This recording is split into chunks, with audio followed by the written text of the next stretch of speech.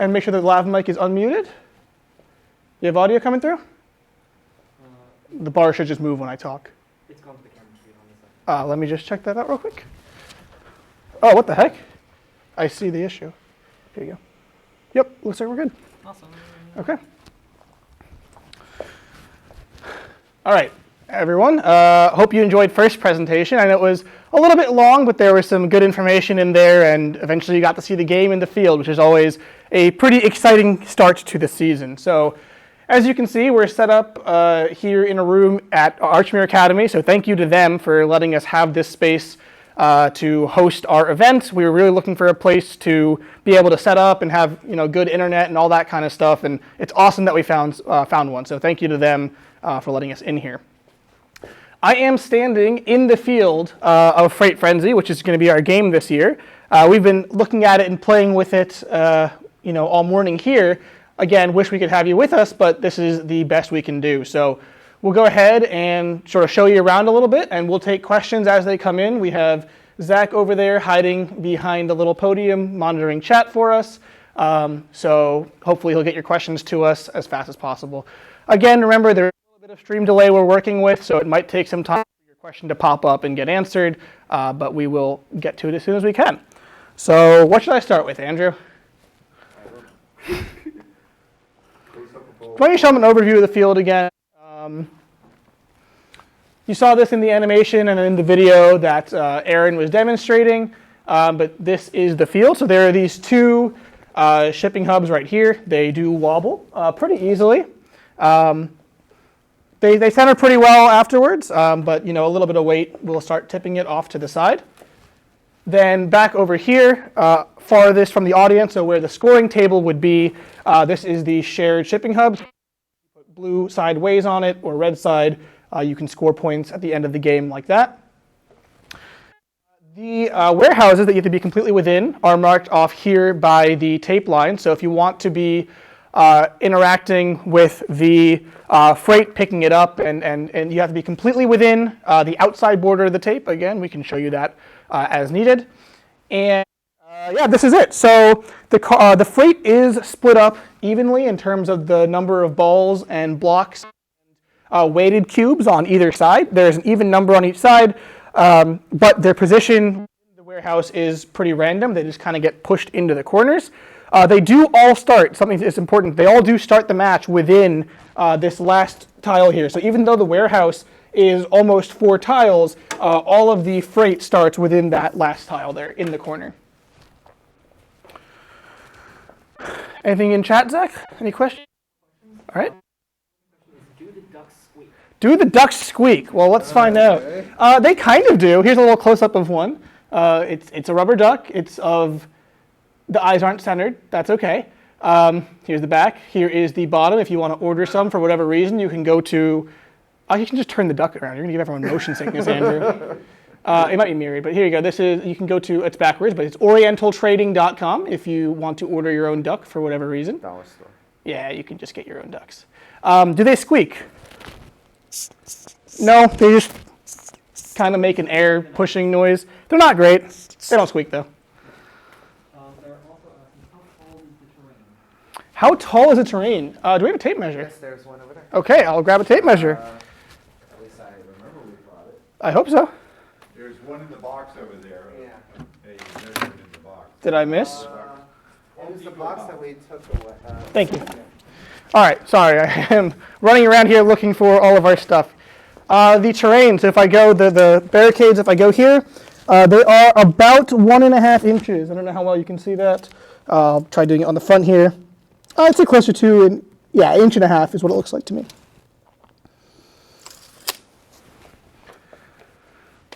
Yeah, keep going. how many freight elements can you manipulate at one time? You can manipulate exactly one freight element at a time. So that is, you can hold 1 cube or 1 ball or in endgame 1 duck. The only exception to that is that you can carry your team shipping element right here. We have this one right here. You can carry this the entire match. There is a caveat to that. So the way this gets put into the game, as you heard in the video, there's 2 ways. The more simple way is that in endgame, you can place it on the carousel, and your robot can then deliver it using the carousel into the field. It does have to hit the floor first before you can pick it up. So once it's on the ground, you can pick it up and then hold it, only in endgame. The other way your team shipping element can enter the match is in autonomous. So in autonomous, there are these barcodes that are set up with the ducks. You can choose to replace your duck with your team shipping element, and this would go into the area outside the field where the rest of the ducks are kept. Now in this case, you can then use your team shipping element in the barcode in autonomous, and then you can pick it up and carry it for the entire match, and it will not count towards your 1 carrying limit. So just to be clear, those are the only 2 ways to get your team shipping element in the field, either delivered through the carousel or on the field in autonomous. You cannot preload and start with your shipping element on your robot. Are the warehouses neutral? One last point I want to add there real quick is if you do choose to use your team shipping element in the barcode instead of a duck, you get extra points when placing your preloaded scoring element into the hub in autonomous. Are warehouses neutral or team specific? Okay, great question. Are warehouses neutral or team specific? Warehouses are neutral. Any team can go to any warehouse. They are not alliance specific. Though keep in mind, right, you can go to either one, but you still need to make sure you're not blocking access to the alliance-specific scoring hubs and that kind of thing. Though, Autonomous, you have to park in your adjacent. okay, good point there, added by Jeff, thank you, is in autonomous, you do have to park in the warehouse on your side of the field. So red or blue, red will have to park in the red side warehouse, and blue will park in the blue side warehouse, but in teleop, you are free to get freight out of whichever one you're closer to or prefer. And park at the end, you can park in either one. Parking at the end, you can park in either one. It's only in autonomous where you have to make sure you park on your side of the field. How much do cubes weigh? How many does it take to tip the wobble? How much do cubes weigh? Unfortunately, I do not have a scale for you, but I think those numbers are likely found in game manual too, if you want to reference those. There will be some tolerance around that, you know, just keep that in mind. Jeff will give us a quick demonstration on how tippy the wobble goals are. So this is the 3, it has 4 weights in there. right. This is the heaviest cube. It has If I put 4 that weights in it. here, it has no effect on that, but if I put it in the middle one, it's enough to tip it. All right. And if it's the bottom one, obviously it tips it too as well. So the heaviest cubes will tip the wobble goal, the shipping hubs, if they are in the second or third, the lower 2 levels of the shipping hub. The 1 heavy cube will tip it over. Yeah, that is the second one. This is a cube with 2 weights in it, or 1 per side. It's the medium weight cube. And in order to tip the shipping hub, it will not tip it in the lowest one or the middle one. I'll give you this one. Here's an For interesting ducks, fact. you need a lot of ducks to tip the shipping hub. It's probably not worth it. Well, ducks you won't get onto the field until the end game. Right, ducks can only be delivered. There'll be 2 of them in there that you could use, or 4. Right. Ducks enter the field in endgame through the carousel, other than the 4 that start in the barcodes, or up to 4. If teams replace them with their team shipping element, then those ducks are removed from the field until they are redelivered in endgame by a robot. As for the shared on this end, Jeff's going to show you. it takes 1 to make the tip. Right, so one of the heaviest cubes will tip the shared hub onto your side. So, and it Something that's interesting as a note, and we were playing with this a little bit earlier, if you're not careful and you place your freight in the sort of inner portion or more kind of precariously balanced, it is possible when an extra cube is placed to shift the weight in a way that causes the freight to slide to one side. It doesn't slide very easily, but it is possible if stuff is stacked on top of each other that the freight can move when it's on the shipping hub, on the shared hub. How tall is the duck carousel? How tall is the duck carousel? Where did my tape measure go? Right there. Right there. You're right there on the. It's over here. This is the outdoor. All right. Well, okay, I'll give you this. So the wall is about 1 foot high and the carousel is just above it. The carousel itself is about a 1/2 inch thick on the table there. And from the ground, the top of it is just over 13 inches. So yeah, it's about 12. The bottom is 12 3/4 off the ground, and the top is 13 1/4 off the ground. You want to show the robot doing it? Yeah, we have a little quickly put together a demo robot here. We can show you maybe the proper process of delivering, say, a duck from the carousel. So, Andrew, you want to do that? So that has to be placed on the outside side of the field. It has to be placed touching against the sweeper arm like this, and it can only be placed when the carousel is completely at rest. You cannot place it on a moving carousel. So I will drive this little demo robot over. Sorry, Autonomous. This is autonomous. You can do this in autonomous or endgame, and I mean, yeah, you can just do this. You can deliver the duck. You can see it hits the sweeper arm, falls off, and it falls onto the floor. That's 10 points. Now, something that's interesting to note is that even though the robot is still in contact with the carousel, because it is stopped, it is legal to place another duck onto the carousel. It has to be stopped. The robot can be touching it.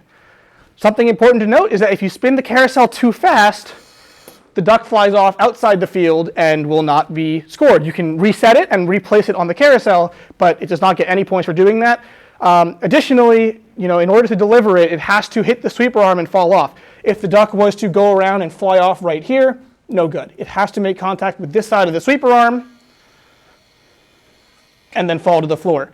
You cannot catch anything off the carousel. It must hit the floor first before you collect it. It's scored. It's scored when it hits the floor. Right. It is scored when it hits the floor. That's correct. You can't just catch it. Are the weighted cubes magnetic or ferromagnetic? Oh, I don't have a magnet on me. I believe they're steel, so I'm not sure if they're. If they're steel, then they'll be probably magnetic. That's a good question, actually. I think it's stainless steel. If it's stainless steel, then you won't be. I have a magnet somewhere, but my monitor has a magnet. It's whatever. That's something we will have to check on and get back to you, or hopefully you can get your hands on some of these and check it for yourself. I wish we had something magnetic here to check it with. Give us a little bit. We'll look around as we're going through it today, and if we find something magnetic, we will give it a test for you. Who places ducks on the carousel? Who places ducks on the carousel is a good question. As you saw, there is no human player this year, for those of you familiar with that. So the drive teams are each made up to 3 members of the team. There are 2 drivers who must be students and 1 drive coach who may be a student or a mentor. So that is 6 people in each alliance box. One of those 6, any of those 6, are allowed to place the ducks on the carousel. So if you are a student driver or a student or mentor drive coach at the field, you can place the duck on the carousel. Arnaud? Yes. We have a demonstration. Okay, we have apparently found a magnet in something. They are magnetic. There you go. The weights are magnetic. Thank you, All right. Demonstration. Live demonstration. Can you take freight off the other team's carousel? Can you take freight off the other team's carousel? That's a major Well, problem. freight won't be on the carousel. Only ducks will be on the Oh, carousel. I'm sorry, the carousel. I'm thinking that. Yeah, you don't put freight on the carousel. You put ducks or your team scoring element on the carousel. It is a major penalty to touch the other. Yes, you cannot touch the other team's carousel. Now, if you're talking about the shipping hubs, no, you also cannot take freight off the other team's shipping hubs. That is descoring, and descoring is not allowed. So once freight goes onto the Blue Alliance's shipping hub, the Red Alliance cannot collect it off of there. Now, if the Blue Alliance somehow knocks their own freight off the carousel, then of course you're free to. How or not? Oh, sorry, give us a second. The camera wants to wake back up.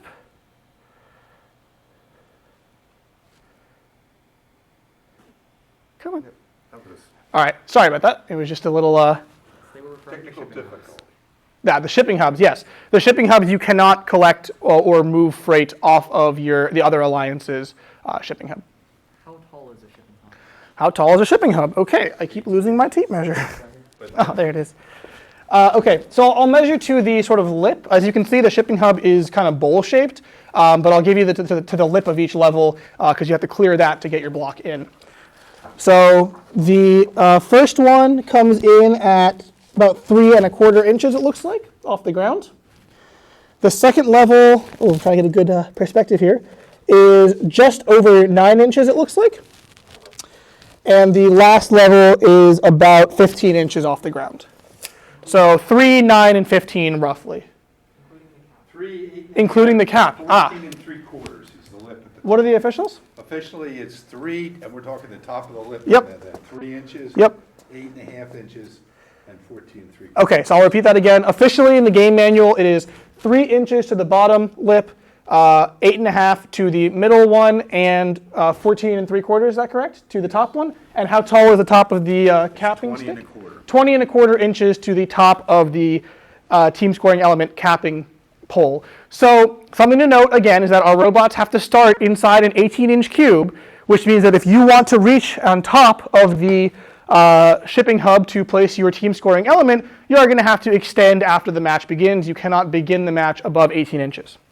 Something else to note that's important about this, and it kind of leads into why this is shaped the way it is that if you have two of them, the second one can stack on top of it. So you can put two team scoring elements on top of the same shipping hub. That is allowed. They both have to, however, be fully supported by either the pole on the shipping hub itself or another team scoring element that is in turn supported by the top of the shipping hub. So if you have two of them stacked, that's okay. If you have one that for some reason has a wide base and you put another one next to it, also okay.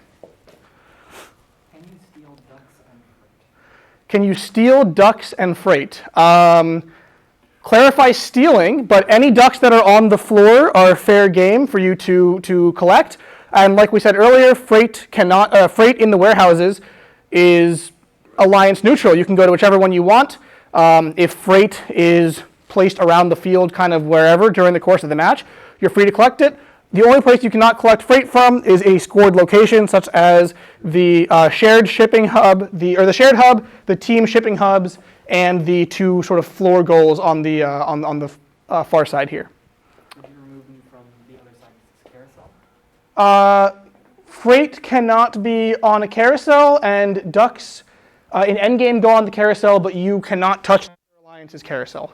So you should only be interfacing your own alliance's carousel. You should never be touching, if you're red, you should never be touching blue's carousel and vice versa. No more questions at this time? Okay. Why don't you show a demonstration of picking up something, not picking I can't pick anything up, but Try yeah, I can drive this robot around a little bit. So this robot, Andrew, you want to zoom in on a little bit? And I'll move it into the sort of open area here. This robot is just a Mecanum robot, although it has tank code on it right now because we made it pretty quickly. You can see it does have decent wheel clearance. The motors are mounted in line with the wheels. Let me spin it around so you can see. Andrew, if you want to give him a view, I can pick it up.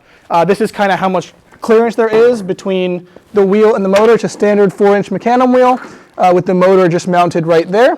And let's see how easily or what difficulty this has going over the barricades. Why don't you set it up as if you're going to start the thing, go ready, set, go, and go over to there? That's all right. Well, I mean, I don't know if they want to know the setup, but it needs True. to be Yeah, I'll talk about that. That's a good point. But you can see that this robot, with the kind of clearance that it has, it is able to climb pretty easily over the barricade. I will note, though, that there is a big gap between the two front and back wheels. If you had something between them, you might find yourself in a position where if you're like this and you have a bar between your wheels that's kind of low down, for example, you might get stuck because your wheels may not be making enough contact to pull you over. Now on this subject, let's talk about what it means to be in the warehouse. So the warehouse begins at the outer edge of the tape here, right? So this is the kind of edge of the warehouse. So this robot right now, of course, is completely within the warehouse. It is right now still completely within the warehouse because even though we're touching the tape, we are inside the outside portion, the outside edge of the tape. However, now the robot is not completely parked, and as it is crossing the line, it is outside of the warehouse by this much. Same goes for... parked. Yes, it would be parked, but not completely in the warehouse or totally parked, as the rules say. Two different ones, parked, completely parked. Right. And then the same thing over here. In order to actually score and interact with the shared hub, you need to be over there outside the warehouse completely. And I think, yeah, so we can, with a little speed, we can get over there, but it is possible for this robot to get stuck. Something to note, as you can see right here, it is really tight, actually, to interface with the shipping hub. This robot is pretty small, and it barely fits right here. We're right now on top of the shared hub over there. So, and moving it like that is a major penalty. So you have to be pretty careful when you're interfacing with that, trying to not, get yourself stuck.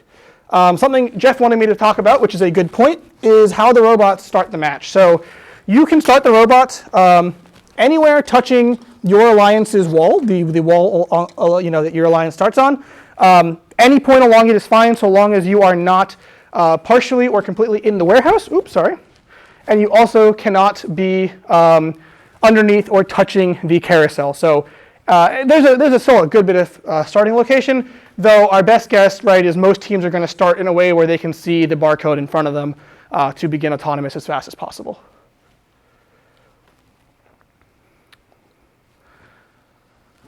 Anybody else have questions? I want to know how easy or hard something is to do. We can show you to the best of our ability. Well, to give some strategies, you should use the shipping element. It literally, at the end game, because you get 6 points for every duck you take off, by using the shipping element, it's already on the field. You won't have to waste time putting it on. And then there's also another duck. You get 6 points for taking off at the end of the game.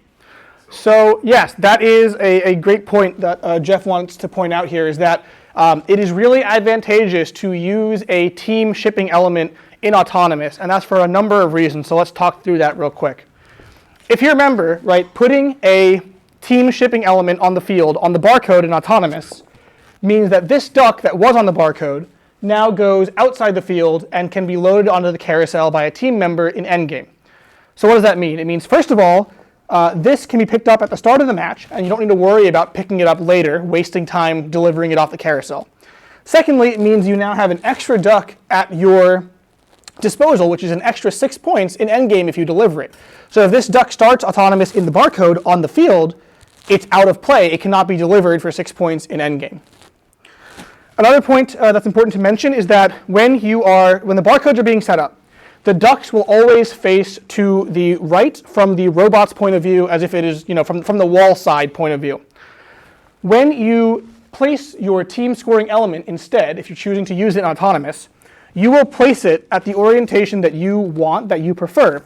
And all the referee will do when the randomization happens is take it and they'll move it sideways. So whatever orientation you set is the one they're going to do their best to keep, right? So you can't have 3 patterns on it, for example, and when it changes, tell the ref to rotate it, right, as they place it. You place it, and they will move it after your autonomous has been initialized just by sliding it over to the next spot. Also, the point, because the barcode tells you which level to put your X cube Mm-hmm. on there. If you don't use your shipping there, it's 10 points when you successfully get to the right level. If you use your shipping element, it becomes 20 points by doing the same. Okay, so one last reason that you really should be using a team shipping element. Again, the location of the item in the barcode, whether it is a duck or a team shipping element, tells you which level you need to place your preloaded item, the X marked block, in. When you place the item in the shipping hub, if you place it on the right level after reading a duck in the barcode, you get a bonus of 10 points. If you place it in the right level after using a team shipping element in the barcode, you get a bonus of 20 points. So it literally doubles the score you can get for that block in autonomous if you choose to use your team shipping element instead of the duck. Mind you, the shipping element stays on the floor. You don't have to move the ducks or the whatever. But you can pick it up if you want to. You can put it and add extra points to it. Right. I don't think it'd do much good. I'm not real clear on the capping one. You really want to save that to the end anyway. Right. So you can then pick up your team shipping element, carry it around for the duration of autonomous or teleop, and then once endgame starts, you can go ahead and place it on your team shipping hub. You cannot place a team shipping element on the top of the shared hub. That is not. You don't get any points for it. I'll put it that way. No, you don't. Not for capping. Not Right. For a great thing for that. Mm-hmm. Yep. Will we post a link to this video later? Will we post a link to this video later? I guess which video? If you want, there will be a stripped down version of the game announcement video on YouTube, on FTC's YouTube channel. There will also be, Game Manual Part 2 and the one-page scoring summary are now available under the resources part of the First Inspires website for FTC. And this video, this live stream video, it's actually, it'll be saved as a Twitch VOD for 14 days, and I can pull it down and upload it to YouTube afterwards, so it is still accessible. All good? Okay. Keep waiting a little bit. We've mostly been talking about the cubes here, the light, medium, and heavy cubes. Reminder, there are some wiffle balls in the field that are also freight. As far as what you use them for the exact same thing as the cubes. They are just another piece of freight you can use to score in the hubs. Keep in mind the balls do roll around a bit more, whether that is an advantage or a disadvantage when it comes to being in the shipping hub. That is for you to experiment with. So that they will roll around a little bit more as the weight shifts than the cubes do. Something else I want to point out, just because maybe you may not have noticed it, Andrew, if you want to zoom in on this shipping hub right here, you can see that the bottom level, I'll try to show you, has these kind of ridges in it, right? So there are 1, 2, 3, 4, 5, 6, 7 sections. I may have miscounted, probably 6 sections in it, 6 or 7 sections in it. And that is the same here on the next level up.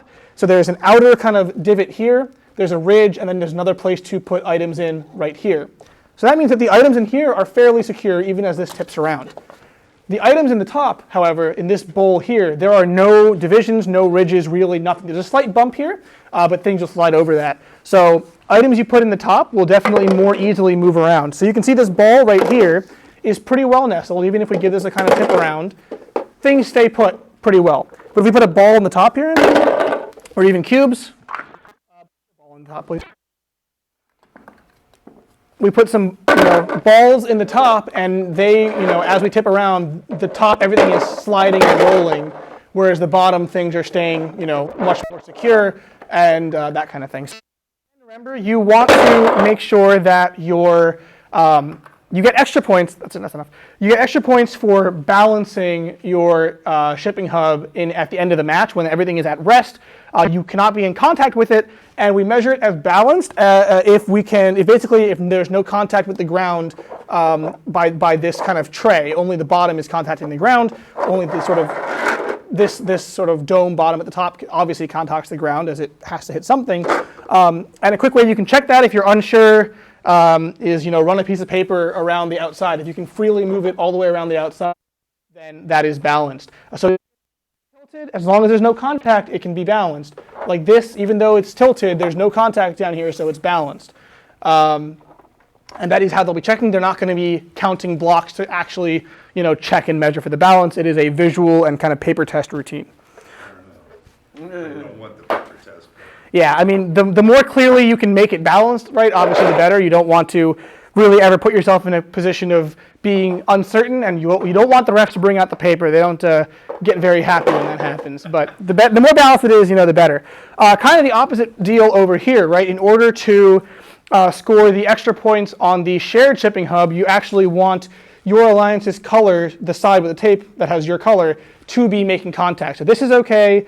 This is okay. Now, if it's tipped like this in the middle, where kind of like the middle or the shared portion is touching, I believe that is, Jeff, correct me if I'm wrong, that is nobody gets the points? What's that? If it's touching, the red and blue are touching?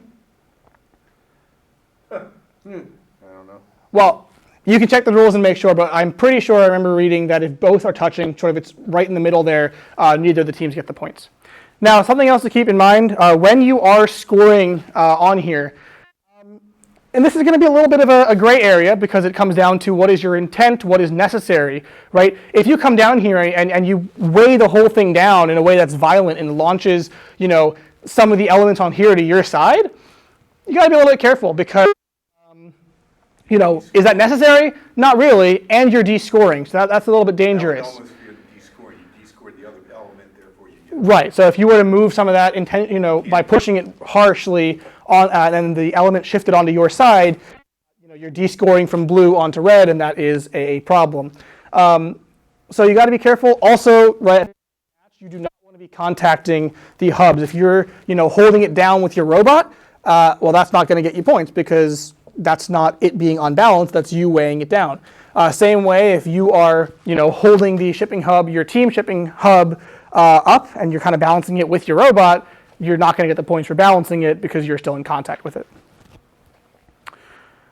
And kind of, as usual, any element at the end of the game that you're sort of still in contact with won't be scored. So if you put your team shipping element on top and you're still kind of holding on to it, it will not receive the points for scoring. You need to be able to place it and then show that it is not in contact with your robot. It is only being supported by the shipping hub. And be careful with the card balls, because like you said, they roll. If you're in the warehouse and you start balls rolling and they roll outside the warehouse, you'll be getting penalties for that. Okay, something Jeff wants us to point out is to, again, be careful with the freight that are the wiffle balls, because if you're moving around in the warehouse and, you know, shuffling through and selecting your freight you want to pick up, if you start sending a stream of balls rolling outside of the warehouse, then you'll get penalties for controlling, you know, more than one. Inadvertently doing that because you did not take it out properly. It needs to be Right. controlled take out. Anything that just rolled out or pushed out would have a penalty. Right. Okay. Is that how that works? Yeah. So you have to. So removing things from the warehouse, they have to be, you know, controlled by the robot. If you push things out, like trying to shoveling them out or sort of inadvertently pushing them out, those are penalized. Balls are booby traps. Yeah. The wiffle balls are, you know. Careful. Really, they'll easily move, you know, roll on you, so you got to be careful. Now, Jeff, if you're inside, if you're completely within the warehouse, you're allowed to interact with the freight. Right. You can touch as many as you want. As long as you're in the warehouse. Okay, so if you are completely within the warehouse, you can that limit of one freight element no longer applies. You can pick them all up, I guess technically, and choose your favorite one if that's what you want to do. But you have to make sure that when you are leaving the warehouse, even partially leaving the warehouse, you are only in control of one. I'd say for the most part, try to only control one. We want to see that. I don't want to see anybody picking up 5 of them deliberately to shift them around. Right, right. Try to be controlling them all as one. Mm-hmm. I think you could probably, if it looks like you're really shifting them around there, that's a good forum question. Right. So that's something Jeff wants to clarify is, you know, if you're intentionally shifting and moving around multiple at the same time in the warehouse, you're controlling multiple, but you're in the warehouse, so where do the rules fall? That's a good one to get clarified on the forum, and I'm sure it'll happen soon, or maybe one of you guys pose the question. But again, you can control more than one, so if you're kind of in there moving around a little bit or choosing a heavy block instead of a light one, you can kind of sort your way through there. There's where the reason why you might be in there sorting. Right. Anything from you, Zach? No, but could you rotate one of the... These? Can you rotate them? Can you? Like, can you rotate them intentionally? It should not be an intentional grab. In other words, Okay. You want to grab. You want to be putting them on the platform. You don't want to be grabbing the platform. So if you place freight on the shipping hub and it rotates by the weight shifting, that's okay. But if you try to use, for example, your carousel delivering mechanism, if it's a wheel, for example, and you push it up against the side and try to spin the hub to get a more empty side, that won't be allowed. The intention is for you to drive around to the emptier side to load your freight on, not spin the empty side closer to you. With the exception of the shared hub, you cannot spin. Right, the shared hub you cannot spin at all, and really it should not be spinning a whole lot even when stuff is being loaded onto it. And again, it should be selective because you can overflow those things. Mm-hmm. Something to keep in mind, right, is that there are a limited number of those heavy blocks on the field. So, for example, if you were to put them on your side of the shared hub, it might become logistically, I won't say physically, but logistically impossible for the other team to rebalance it to theirs. That's a perhaps idea of some strategy, way down your side of the shared hub with as much heavy stuff as possible. Something I do want to actually point out real quick, just because of the nature of the season, and we're not quite sure what's happening here just yet, and it is still subject to change. When we're playing a full field game, this is what it looks like. When we go, if we ever have to go to remote matches, which we might, keeping the option open, there is no shared hub in a remote play game.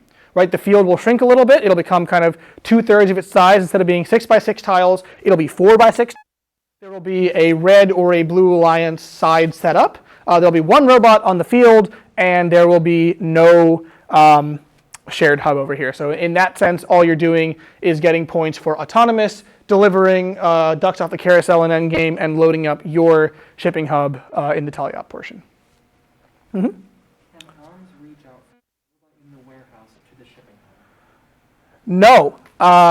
In order to score in the shipping hub, you have to be completely outside of the warehouse. So I'll repeat the question again if somebody missed it. The question was, if you're in the warehouse, can you reach an arm outside to the shipping hub to score it? No, you cannot. In order to manipulate and collect the freight, you must be completely within the warehouse. So all parts of your robot need to be inside the warehouse. And in order to score, you need to be completely outside of the warehouse. So yes, you can have an arm on your robot that reaches out to score in the hub, but only if the rest of your robot is also outside of the warehouse. So if you wanted to park, for example, right here and have an arm that reaches across to score in the hub, go for it.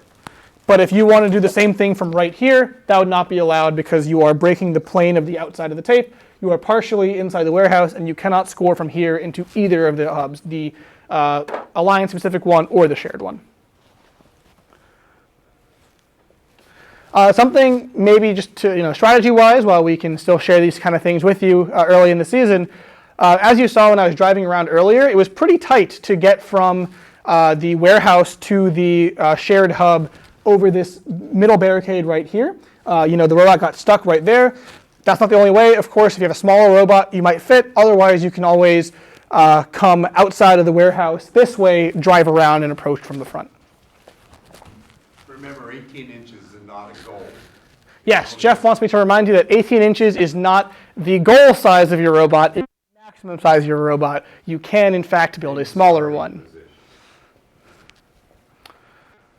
You can become bigger outside. Yes, right. You can expand outside 18, like you're going to probably have to score your team shipping element on top, but you have to start within 18 inches. And I will remind teams, new teams, that starting configuration does mean when everything is powered on and you hit initialize and your robot is about to begin the match. So if you go get it sized and you're at 18 inches, and when the match starts, when you hit initialize, before you hit play, a servo moves and you're now outside of 18 inches, that's not legal. It's starting configuration, powered on and ready to hit the go button on your code within 18 inches. And if they do what you said a servo ago, they have 30 seconds to correct that, otherwise they won't play. Okay, and Jeff wants me to also add that if, for whatever reason, and this happens, you hit initialize on your match and a servo moves and you are now outside of 18 inches, you have 30 seconds at the field to correct that, otherwise you will not be playing. So keep in mind, you cannot bring your laptops or you cannot do any programming of your robot or reprogramming of your robot in the queuing area. So once you get in the queuing area to on the field to playing, you cannot do any code changes. So the only thing you can do is a potential hardware fix or change what program you're running. If that means unplugging your servo or changing your op mode or just not starting autonomous, right? Once teleop starts, of course, you can go outside 18 inches. Once autonomous starts, you can go outside of 18 inches. You just cannot start the match before autonomous outside of 18 inches. If you do, you have 30 seconds to correct it at the field, or you do not get to play in that match. If you see something wrong with the field, tell the refs or the FTAs so we correct it before the game starts. Okay, that's another thing. If you notice something that is off with the field before the match starts, you should an FTA or a referee at the field so they can take care of it before the match starts. That's a whole lot better than waiting till afterwards and saying, hey, wait, no, that match wasn't fair because this happened, right? We want to fix it before the match starts so we can then move on. At the same time, right, read the manual. There are tolerances for things. Usually the tolerance is an inch. It does change based on what element specifically we're talking about. But if something is a little bit off here and there, it might still be well within the tolerances. So you do have to be careful of that. Another thing, right, we're talking about all these things about 18 inches and being completely in and completely out of the warehouse. My recommendation, best course of action, just don't cut it close, right? If you can make your robot very obviously less than 18 inches, or you can be very much within or outside of the warehouse, that is just a lot better. It is a lot less gray area for potential penalties or issues, and you don't have to worry the refs that way if you're very obvious about what you're doing. What's up? What is the distance from the barrier to the shared shipping hub? What is the distance from the barrier to the shared shipping hub? Okay. Which side of the barrier? Which side? I'm going to assume the closest side because that. Okay, I'll give you both. How about that? From the closest part of the barrier to the shared shipping hub, the outside of it, that is just about. Oh gosh, this is fun. It is just over a foot. It looks like. It is about not quite 13 inches. Maybe about 13 inches. And then, of course, if we go from the inside of the barrier over, it's about 18.5 inches. The barriers are secured to the floor. There's little plates underneath the tiles that they are zip tied to, so they don't move around a whole lot. They can flex a little bit, but they don't move around a whole lot. Now, if you come plowing through it with a large robot, a heavy robot that has a big plate on the front, and you break some zip ties and shove the barrier across the field, you will definitely be penalized for damaging the field. You will probably be asked to stop playing that match, and there's a chance you'll get potentially carded for egregious behavior if it was intentional. So yeah, don't try to plow the barriers out of your way. They're not for that. Why are you using standard, not metric? Why am I using standard, not metric? Because the field was designed that way. The field is 12 feet long and 12 feet wide, and most of what we do here is, unfortunately, in my opinion, in standard, not metric. The limits for the robot are given as 18 inches, standard. If you want to design your robot in metric, go right ahead. GoBuilda actually, as a building system, uses metric. The motor shafts for most of the motors you will use are given in metric. Most of them are 6mm D shaft or 5mm hex, etc. However, all the field dimensions are in standard. That's just the way it is. If you want to get if somebody wants to buy me a tape measure that has both, I'll happily take your donation. But I grabbed the one that just has, not this one. This one just has standard on it. Unfortunate. Yeah, that's just the way it is. Specifications are given in standard. That is the standard. Yep. Okay. Mm-hmm. We're not saying which one's better. Oh, I am. Metric's much better. Go for it. Does the robot have to be completely past the barrier to interact with the shipping? Jeff. Yeah, it has to be what was it? If you want to interact with the shipping hub or the shared hub, can you be in the barrier, or do you have to be completely off the barriers? The shared hub.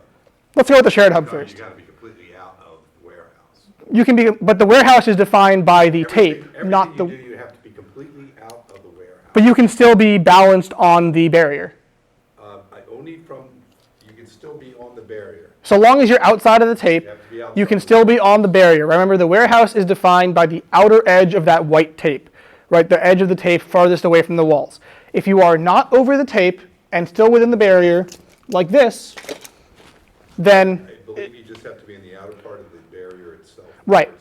So, in other words, where you're standing and you're trying to put it onto the shared one, you can't do it. You'd have to be in more. In other words, you're not completely in the shared. So for the shared hub, you have to be within the set of barriers around it. In the barrier. Okay, so let's clarify that. In order to interact with the shared hub, you do have to be within the inside of the barriers, right? You cannot be, like if I do this, I can't do it?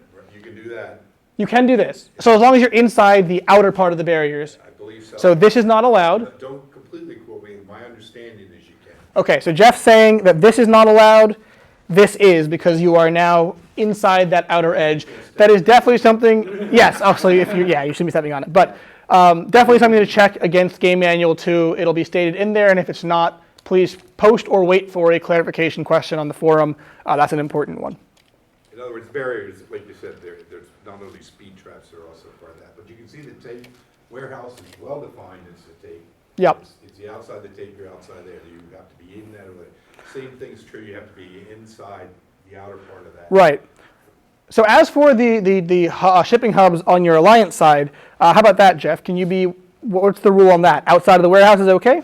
You have to be completely outside the warehouse. But the barrier is not part of the warehouse. You probably could be touching the barrier. So touching the barrier is okay to interact with your team shipping hub, because again, as long as you are outside of the warehouse, which is defined by the tape, you're good to go. But for the shared shipping hub, you do have to be within the outside of the barrier. Andrew, your camera needs to be. The warehouse is a distinct area in both of them.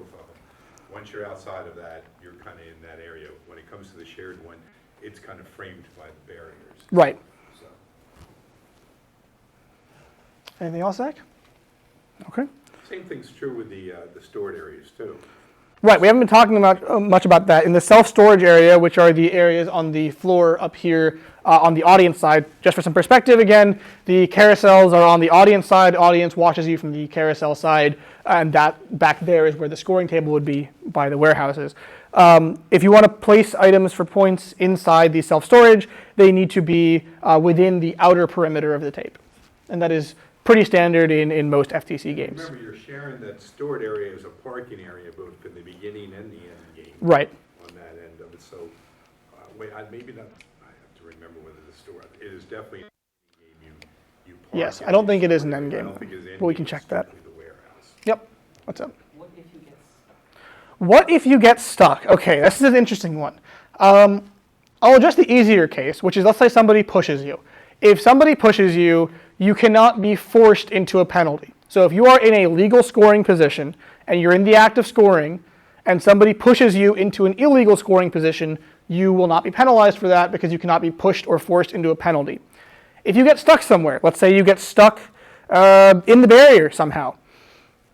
That sucks, but don't do it again. Partners for it. Yeah, so you have a partner for if you're playing in a traditional match. If you're playing a remote match, that's a little unfortunate. No, that is unfortunately one of the hazards of the game.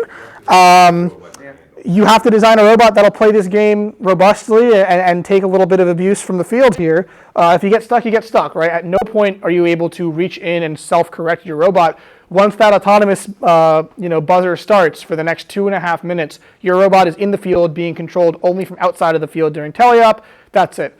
Small exception, if your robot is in a hazardous position or going to cause field damage or going to cause literally a fire or another hazard, if it is in the location where it is possible, an FTA may reach in to turn off your robot. That's why we like people to put their off switches in a protected but accessible location and indicated, of course, as the rules say, with a main power switch indicator sticker.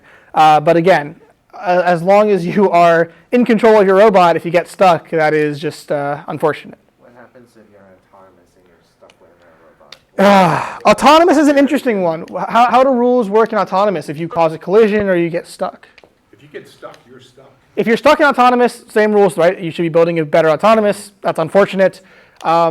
There's a couple, I'd urge people to read the rules and maybe make some forum posts around penalties in autonomous. I know the rules are a little different, especially if you get bumped or pushed or something like that. But for the most part, in autonomous here, just looking at it, honestly, is your partner is more so than the other side of your opponents on the field. So you definitely want to coordinate with them to make sure you're not going to be colliding in the middle of autonomous. It gets to be a point too it's always a matter of it disabled. You can't disable the robot yourself. Yes, there is another part to this, which is the act of being disabled. A team cannot claim to be disabled by themselves. And let me explain this a little bit for people who are, maybe new to this, not familiar with in-person competitions. Around the field, there are a number of volunteers. There'll be referees who are obviously scoring the match and calling out, watching for penalties and stuff like that. They'll give you warnings, that kind of thing. There are also FTAs, which will be usually wearing these vests, at least in Delaware and Pennsylvania. Andrew's wearing one, I'm wearing one. It's a fun time. So FTAs are going to be your field technical advisors, and we're basically there to help you with issues you're having with your control system and communications.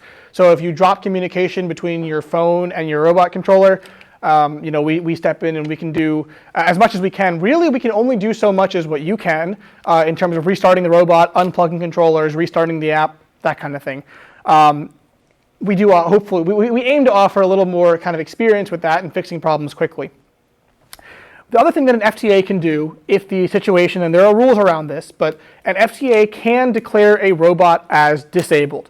If your communication drops and has no chance of recovering, you can be disabled. However, if the FTA deems you disabled, you have to put your controllers down and stop trying to reconnect them. Let's say you're in a position that would get you a penalty, and the FTA has called you disabled. If you then pick up your controllers and start driving again because you got your communication back, all of those penalties that were not counted because you're disabled count again. So that's something to keep in mind.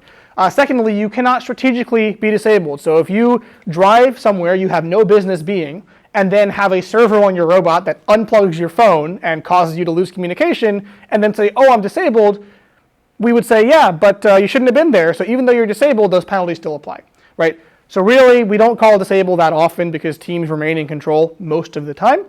Also keep in mind that if you're in, let's say you're in the warehouse, which will get you parking points, If you get disabled, you don't get those parking points. So just stuff to keep in mind. You don't get penalties while you're disabled. But you also cannot score points. But you still get the total, you don't score any more points Right. going on, but you still get the points Right. there with your partner. So moral of the story is practice, make sure your communication system is robustly mounted and not going to shake loose, because robots stopping mid-match is not fun. Also, yes, call for the FTAs and let the refs and FTAs know if you're having problems, because that way we can actually help you instead of finding out 2 matches later that you were having controller problems and that's why you got penalties. If the ref disables you, he's going to sit there, or she is going to tell you and put you in a neutral spot that's not going to cause any problems and tell you to put everything down and Right. there if you're being disabled for whatever reason. So there's some non sort of communication reasons where disable can happen. That's if your robot is posing a hazard. So if you are still in control of your robot, but your robot is posing a hazard that you can't stop for whatever reason, the ref might tell you to move to a sort of safe location and put everything down, stop your op mode, and disable you. What's up? We got some questions from chat we're going to get to. You can't have the immunity from getting the penalties and start up again. As soon as you would start up again, all penalties that you did going up to that point count. Right. Okay. Any questions from chat? From end to end, how large is the barrier? And are there restrictions on the battery capacity and Okay, I'll answer those questions actually in the backwards order, because I know one of them off the top of my head. As far as restrictions on the battery capacity and type, yes. As far as I'm aware, there are 2 legal types of battery. There is the Rev Slim battery, which is the one you see here. And there's also the standard Tetrix battery from the Tetrix kit of parts that looks, it's similar, it's a little bit of a different form factor, but in terms of performance, it's practically identical. I don't know about matrix batteries. I don't believe they're legal, but check that in the rules. It'll be in Game Manual Part 1. You can only have 1 battery on your robot. I don't care if it's not plugged in and you're using a battery as counterweight. Yes, somebody has tried that. No, it is not allowed. In terms of the barrier from end to end, they mean like from blue side to red side? Okay, I'll give you the direction you're probably driving across the most. The barriers are roughly 5.5 inches, kind of in thickness this way. So from here to here is 5.5 inches.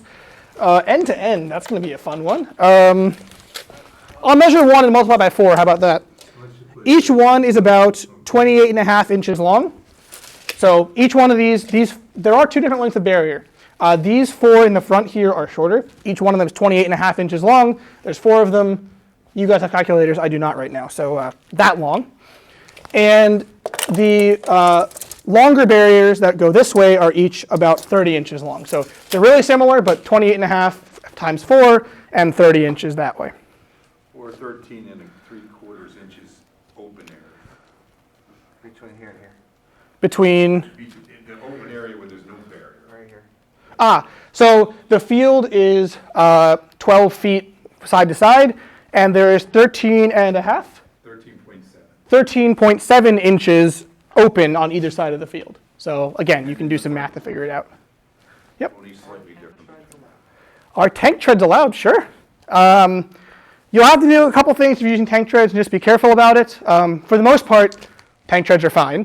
A couple things we want to make sure of is that you're not going to cause any damage to the field. There are, and again, I recommend reading the game manuals. There are a couple wheels, I believe. There are some wheels that are high grip wheels, or is what they're called, that are illegal because they typically tend to tear up the tiles. And if need be, the referees or FTAs can require you to do a test of your wheels where basically you put your robot up against a wall and you drive it forwards pretty much as fast as your robot will go, kind of against the wall for a few seconds just to see if there's any damage to a tile. And if there is damage to a tile, then you have to do something to correct that. Most of the time we don't have these issues. There are a couple kinds of material, like rough top tread from Andy Mark, that can cause problems just because they're very abrasive and kind of scratchy materials. That can cause problems, especially if you have a heavy robot. If you have a lighter robot, it may not make a difference because your robot may bounce more than damaging a tile. Carousel. You can't touch the carousel name. In other words, handle your ducks, you can't go like this. You can't be touching the platform. Okay. It is literally untouchable. You sit there and you put the duck in the right place, touching on that. Don't touch the carousel. All right. The robot has to only touch the rim. If it touches the top part, it's a penalty. If it touches the bottom part, it's the penalty. So it's just this rim that has the action. All right, I'll repeat that so you guys can hear through the mic. When your drive coach or driver is placing a duck or your team scoring element on the carousel, they cannot touch the surface of the carousel, they cannot touch the rim of it. All you can do is touch your duck or touch your team scoring element, and you place it against it, touching the outside edge of the kind of sweeper bar. Same here, you can touch like this, you cannot put your hand on it. The robot, when it's interfacing with the carousel, can touch the rim of it, this outside edge. It cannot touch the top, it cannot touch the bottom, you can't reach in and grab the tube down there, not that that would really help you, but yeah, you can touch the edge and only the edge. Other than that, you'll get a penalty, so don't do it. And remember, spinning the carousel too fast will result in things flying off of it. It's not necessarily a slick surface, but it's not grippy either, right? So just be careful of that. Yeah. Is the rim of the carousel smooth or textured? Is the rim of the carousel smooth or textured? Can we get a close-up? It's not great to see. It's It's a wood, right? it's like a plastic kind of material here. So it's as if you took plastic and maybe it has a fine kind of texture to it, but it's not intentionally textured or grippy or polished. It's none of those. Keep in mind, though, that it is possible that throughout the course of many matches that these fields will see, it might get a little worn over time. So from many, many things pressing against it and rubbing against it, it might slowly start to get a little smoother over the course of a season, right? So if it becomes a problem, we'll probably take a look at it. But my recommendation would be build a robot that doesn't care, right? Put a nice, large, rubbery, grippy wheel on there, and you won't have any issues. Again, the duck has to touch the floor to score. Right, and the duck has to be delivered, and delivered is defined as coming off the carousel by way of pressing against the sweeper arm and falling on the floor. Once it hits the floor, it is then delivered and scored. The team scoring element, if you're delivering your team scoring element in endgame, you have to put it on the carousel, spin it around, and again, before you can pick it up, it has to hit the floor. You cannot catch it. It has to hit the floor. I'm not sure about that. That's what Joe said, but again, we can check that. Oh, I know, but there's no points to it. The There duck might. scores when Okay. there's no points when you do you're just delivering it at that point.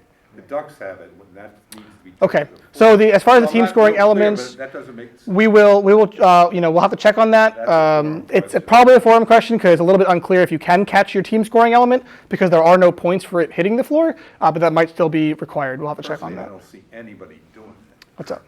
because it's so many more Height points. of the connectors on the barrier. What are the height of the connectors on the barrier? Okay, I can measure that for you. They go up about, oh, can I show you this? This would be better. Just, They're 2.2 inches high. yep, 2.2 inches.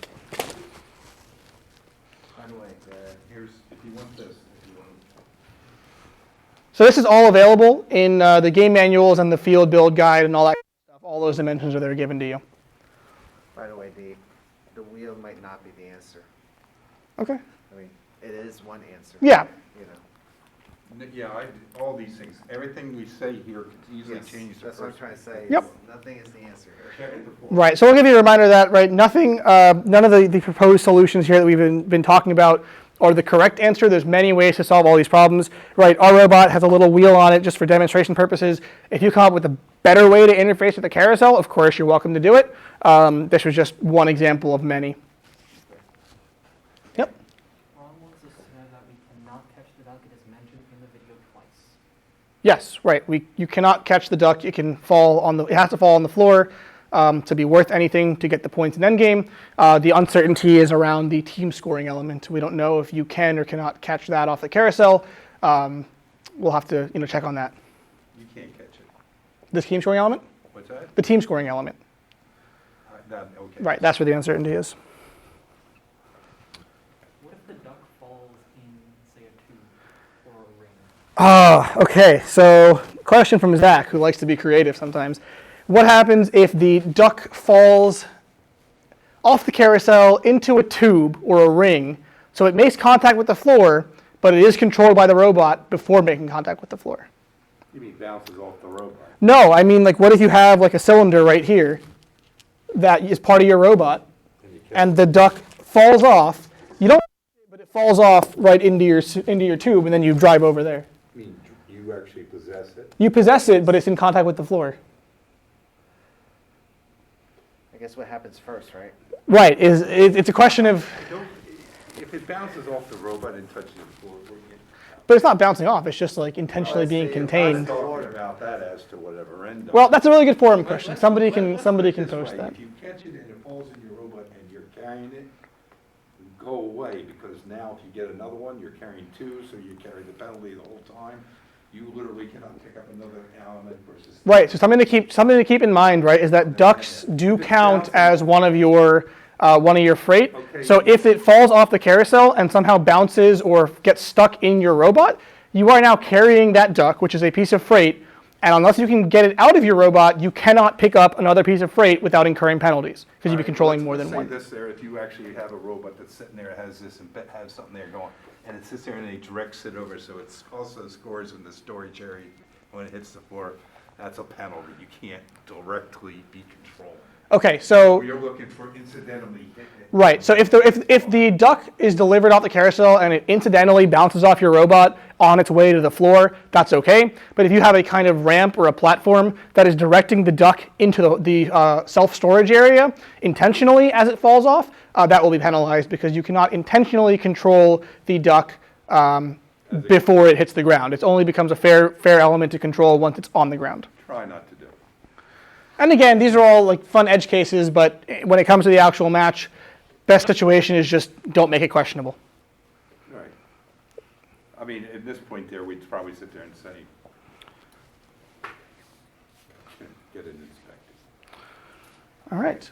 I'm going to just check the chat for a few more minutes here. I'm going to actually drag the window over so I can, Are we done? Yeah, we're done. almost done, yeah. I'm just going to put this here so I can actually, Still alive, though? yeah, we are. All right, so another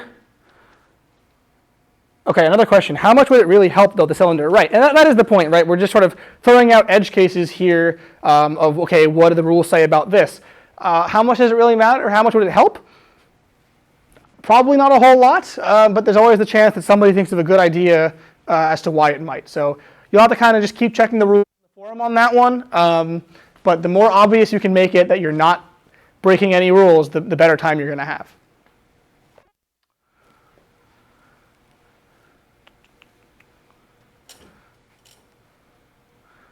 Looks like we are not a whole lot more questions coming through, so we're going to be wrapping up here pretty shortly because we got to break everything down and clean up a little bit. So if anybody has any last minute questions, they want to send them in right now, I will hang on for a few seconds.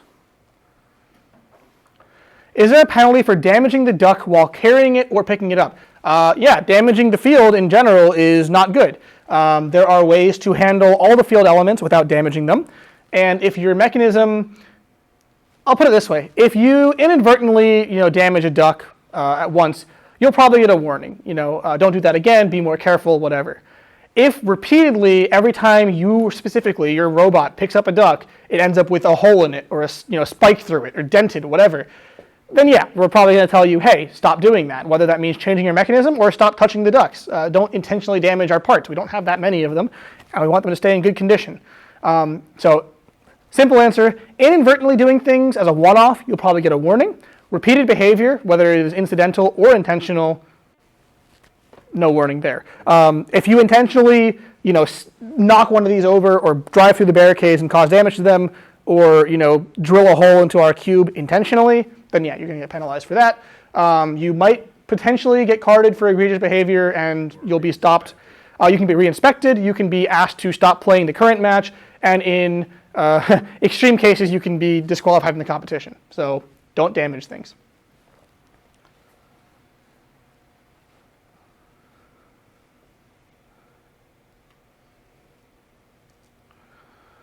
All right, looks like we are wrapping up here, so I don't see more questions coming through. We are going to go ahead and wrap it up again. Here is a view of a little, one of the loading areas that has some nice little ducks in it. Jeff, wants us to point out that he has all his ducks in a row. Yeah, well. I'll say that for you. Thanks for hanging out with us. That was really fun. We had a good time. Hope you got your questions answered. I'm sure there's going to be a whole lot more in the days, weeks, and months to come. We're going to have a great time playing this game. I cannot wait to have some in-person competitions if we are allowed to. I really want to see how this works, and I want everyone to understand the pain of trying to actually coordinate your autonomous with a teammate. That is something we have not had to do for a while now, and it is a whole lot more fun than just having the field to yourself. So, thanks again for hanging out. If you have any more questions, right, go ahead and you can post them in the Delaware FTC Discord, where we will be, checking it. I do want to state, though, that if there's any questions about sort of rule clarification, if you have a question about, a measurement, sure, it's probably documented somewhere, and we can also get a measuring tape and measure it for you.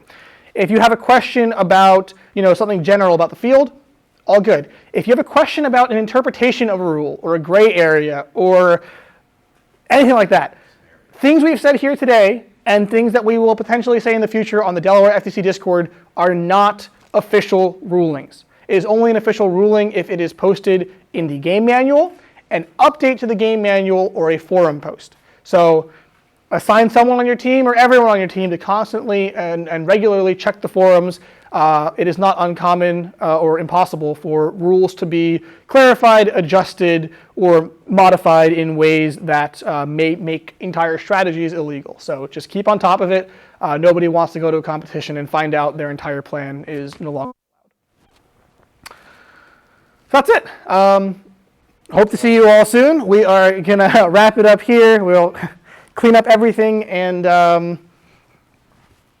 hope everyone has a great time this season. Good luck with your brainstorming. Good luck with your design, and I cannot wait to see what you all make.